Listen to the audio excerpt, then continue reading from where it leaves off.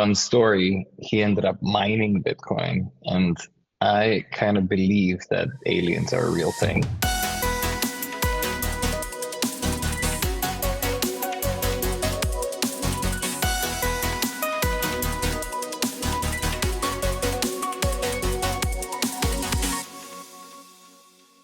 Hi, everybody. Welcome to another great episode of Beyond the Mint. I am Dan B. Minton, and I do be Minton, Executive Creative Director of ENCHANTMINT Labs, where we build out-of-this-world digital collectible experiences using Web3 technology and NFTs. Today, we've got another great guest for you. He's a founder, a builder, an advisor, and so much more. It's Pavel from ANCORE Strategy. Pavel, thanks so much for being here. Thanks. Appreciate you having me, Dan. Definitely. And I gotta say, I love the Christmas sweater. Dear Santa, me and Pav really need a bull run this Christmas. Can you help some crypto bros out? LFG, wag me. Sincerely, Dan B. Thanks, man. Let's get right into it. Tell me about how you kind of discovered crypto and NFTs, and how did you first hear about it and get into it? Believe it or not, I heard about Bitcoin back in 2010. I didn't buy it at the time, and I remember getting into arguments with a buddy of mine about how it is the future, and him at the time telling how I'm an idiot. And then he used to get super obsessive about aliens and like outer worlds and everything, and I would tease him in return and say that he's being completely ludicrous. According to his poems, he was visited. Fun story, he ended up mining Bitcoin, and I kind of believe that aliens are a real thing these days. Visitors essentially mated with Earth women. It's like a double jig.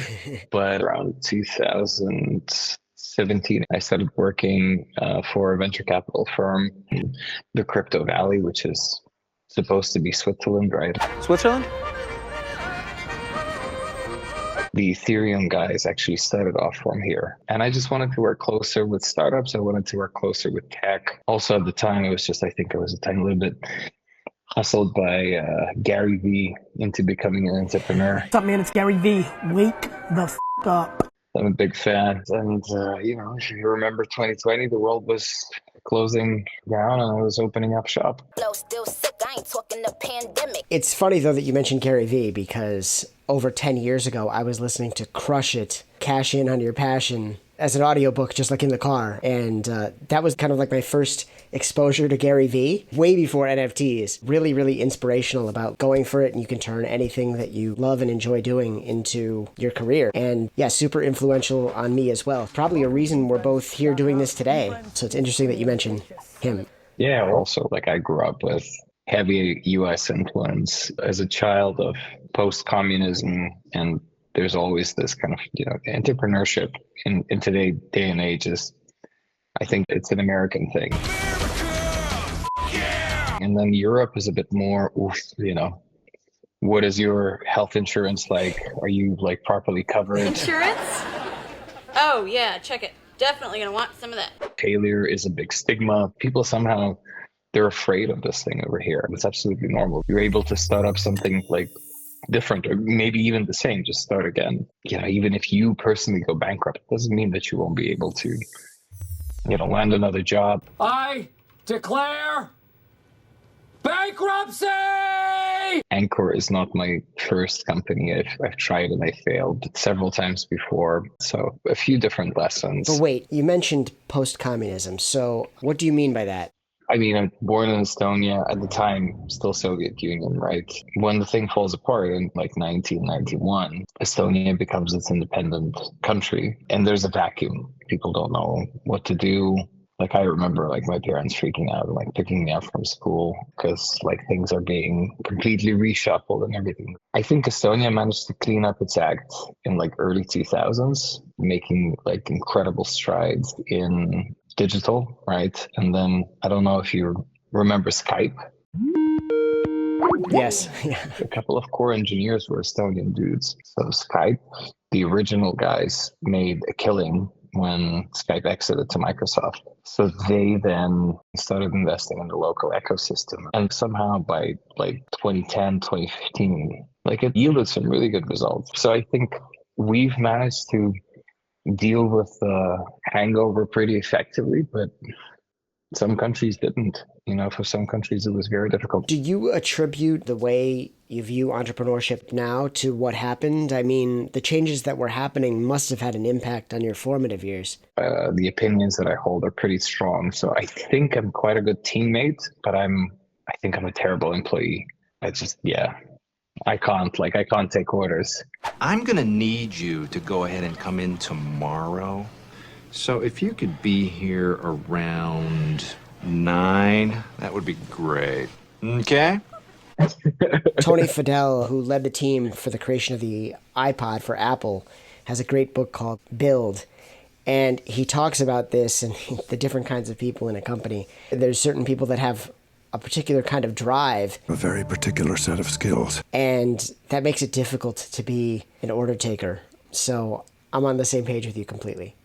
I love getting into projects that are either completely screwed up and you try to turn them around and you try to give them like TLC. Or if you're in a complete green field and you're like, right, what do we have? We got, crap and sticks. So we need to build a castle. And these are kind of my favorite things to work with. This idea is poo-poo on a stick. Because it's exciting. And when you're low on resources, that's, I think, when the true creativity happens, because everybody can be creative on the 25 million budget. Try being creative with no budget. Yeah. How did that translate into Ancor, and what are you doing now? Yeah, that was kind of the beginning of ANCORE Strategy. It's been my main thing for the past 4 years. It's my baby. Goo goo gaga. You never really know what Elon talks about when he says it's like your baby. It is like your baby. Let's see how Earth responds to that. I actually have, I don't know if you can see my tattoo, but it's an anchor. Nice. There's something about the water. I vibe with a maritime theme, and I kept on thinking about what can be a good brand. I definitely wanted something with an A, because then you're up top and it's alpha and it's all the, the mysticism around A. Beyond the Mint was brought to you today by the letter A. Yeah. And then we advise, we build, we invest. My first client at the time was Bittrex Global. And from that, we got pulled into a bunch of projects. We started getting access to these IDOs, which was phenomenal. Just for our audience, what's an IDO? An IDO is an initial decentralized exchange offering. And an ICO is an initial coin offering. And that differs from an IDO because you have to persuade the centralized exchange to list your coin, right? Yeah, but at the time when ICOs were held, there was no decentralized exchanges. There was Uniswap, which is kind of tail end of 2018. And that was the first, what we now know as the automated market maker. So if you've ever listed a coin, some of the requirements on a centralized exchange would be, what do you want to trade? You go I want my coin versus Bitcoin. And they go, okay, we need 100,000 of your coin and 100,000 worth of Bitcoin. So then whenever somebody trades, there's always enough volume on both sides. Also, this is how they make money, is that they charge a fee every time you trade, all right? And the market maker is there to provide liquidity. The main principle of an AMM is you don't need centralized exchanges to do this. You can have an automated protocol, and then you open up liquidity pools into which regular users can provide liquidity. And whenever that capital is being used, the exchange takes a fee, and that fee is getting redistributed back to you as the liquidity provider. And this is the main innovation. So all of a sudden, you could just take your coin, go to Uniswap, open up pools, and do whatever the hell you want. I love that. Yeah, fun times. This is the greatest Christmas gift I could ever get. DeFi is all fun times. 2021 was, I think, the best year. Everybody did well. You can attribute it to the fact that people are degenerates. You have me right. Con men, thieves, degenerates, criminals! And to the fact that there was a bunch of helicopter money. A lot of people made a lot of money, and a lot of people, just like yours truly, got really cocky really fast about the success. Great kid, don't get cocky. I can relate. Yeah, slow realization that unfortunately the party is coming to an end. This party's over. Unfortunately, the end of 2022, as everybody remembers, ended up in tears for a lot of us. I think for the whole industry, I think that's when I don't know, people call it a black swan event. I don't think it was a black swan. He picked me, Mommy. So now we're preparing for the next bull run. What are some of the projects that you're working on now at Ancor? Layer 1 ecosystem build out. And this is something that we've already done back in 2021. And we've done it successfully. There's a whole host of different solutions that we can potentially bring. We can tap into different developer communities as well to incentivize them. We can create grant programs together. We can do all these different things to make your ecosystem a thriving one. Marketing, business development, partnerships, all these different things. And there's an actual template on how you do these things. Right now, we have 6 projects, 3 of them in pre-MVP, and then there's like another 5 or 6 that are kind of, cooking at an early stage, still ingredients being assembled. It's a piece of cake to bake a pretty cake. Just for our audience, can you explain a layer 1 or an L1? Your Bitcoin network is an L1, Ethereum is an L1, so effectively it's a network that consists of nodes that record transactions. Then you can have layer 0 type environment like Cosmos, which effectively goes one step below, that connects whatever transactions are happening to another chain. Or you can have L2s, like you have rollups, Arbitrum, and you have Optimism, and you have Zk-Sync. And the reason why you want to go up is because the base network is either slow or expensive or both. So by rolling up, you improve the transaction speed and cost. Awesome. Obviously, DeFi is a foundational element of NFTs, but NFTs aren't just monkey JPEGs, right? So I'll never let go. I promise.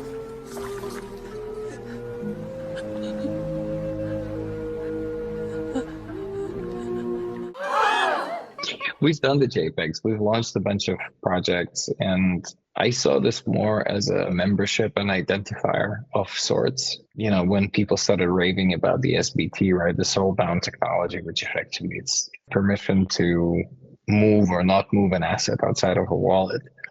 So whenever I start seeing things like that, it gets quite interesting. Whenever you start seeing innovation around semi-fungibility or proof of provenance of something, or they're used as a ticket, like Avi's rave in Istanbul.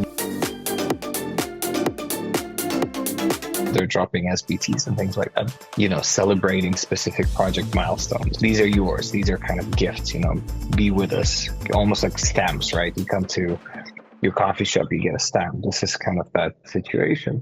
But then when you start adding layers on top of that, where you start going like, okay, how many of these stamps you have? You have 5?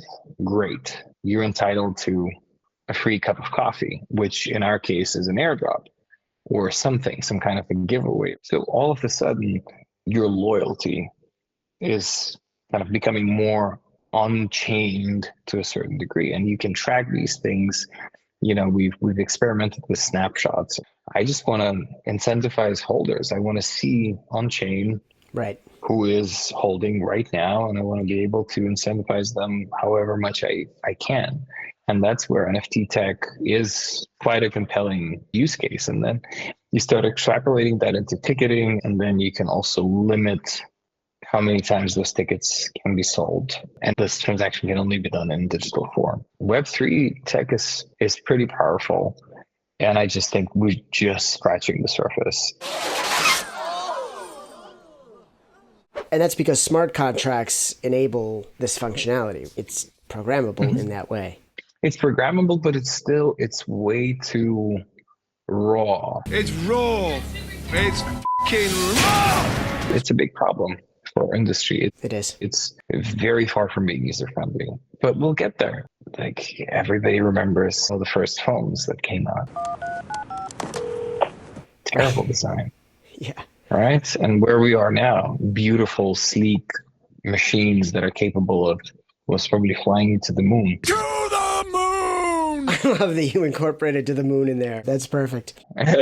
No, I totally agree with you, and I think there still needs to be education for brands on like how they can even embrace this technology. That's something that we're actively working to try to do at Enchantment, because you see a lot of really big guys getting into the space.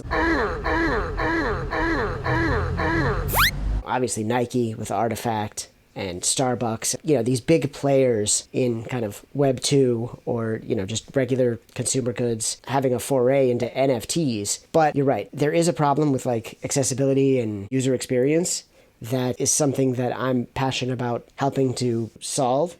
But I think that the use cases, just like you said, are far reaching and can be applied to lots of different things that a lot of companies aren't really aware of, and they could really benefit from it.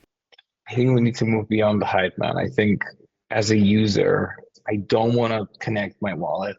I don't want to figure out where to buy the crypto to do this thing, to do whatever. I don't want to transfer it, from my cold wallet to my phone. Like, you don't want to do that. You just want to get there and you just, tap it or scan QR code, and in a couple of minutes it's there. Just got to do the thing. I have won Nikes in PUBG, and I stole them off another guy that I shot him. And I want to take these. I'm playing on my laptop, but I want to grab them on my phone. I want to get to the store, and I want to 3D print the exact same copy. So I want to wear them. Damn, Daniel. What are those? Because I need. That can be done with NFT tech. Wow. As a user, I want to have that seamless experience. That's where we need to be for user experience, but we're not there. But we will be. We're going to make it happen. We're going to make it happen. Absolutely. Are we there yet? If there's an ecosystem to watch, the LVMH, Louis Vuitton, Moet Hennessy, because they have like a bunch of luxury brands. They've been playing around with like games, metaverses, different activations, collectibles. So they've tested the waters. So if they do this properly and they can create some kind of a cross-brand experience / loyalty program underpinned by Web3 tech, that can be beautiful. This is beautiful. That can really be something amazing, like their own marketplace for experiences, right? Definitely. Like these old high-end brands. Louis Vuitton worked with Beeple, for example, and they'll have their own skins for Fortnite. Gucci had done like a phenomenal drop. The 305 was super plastic. They've done their fair share of things, right? So it's just they're primed to do something. And they have the ability to push things to the edge, like especially Louis Vuitton, right? Louis Vuitton used to be a very boring suitcase brand. All of a sudden, like it's on the verge of streetwear. Same thing with Gucci. Gucci used to be like a very classic brand. Now you're looking at it and you're like, what the hell is going on?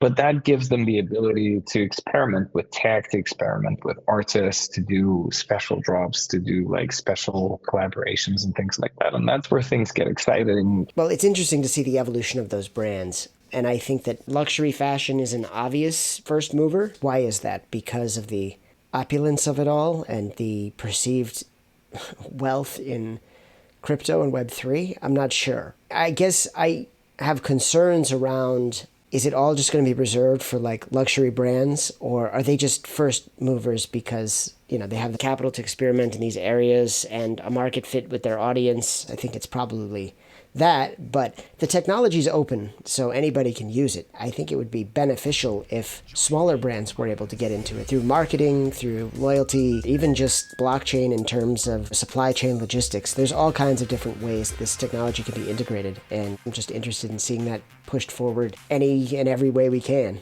It's here to stay. It's always improving, and it's a net good for humanity that we can have these permissionless blockchains and different permutations of this technology that can prove ownership. It's ownership, and it's also the ability for people to have a piece of something that they wouldn't be able to have otherwise. And Maybe not everybody's going to have 1,000 to invest, but having $10 to invest in something, that's already a good thing. The ability for you not to go to, Western Union and pay 15% on whatever amount to transfer. Yeah. But transfer through a stable coin, immediate, and it's there, right? It's these things that give us hope that I think we're building something that's a bit better. You have brought hope to those who have none. To your point, luxury. Yeah, I think luxury has the ability to play around with these things, but we've also seen like Zara venturing into, not that Zara is a small brand, but I don't think that they're luxury, but they managed to venture into like a metaverse, and they have their own collections, and you can have your own avatars, and you can dress your avatars in the metaverse, but then you can also buy the same items for you, and you can be dressed as your avatar. But the creativity is the only limiting factor here, right? So I think that's what's exciting. Anything's possible. Anything's possible! Well, congratulations on Ancor. It sounds like things are going well, and I think we're seeing signs that the market is turning around. Obviously, you're doing your part in helping push the space forward and bringing in creativity, so thanks for going beyond the mint. Good seeing you as always. Same here. Cheers, man.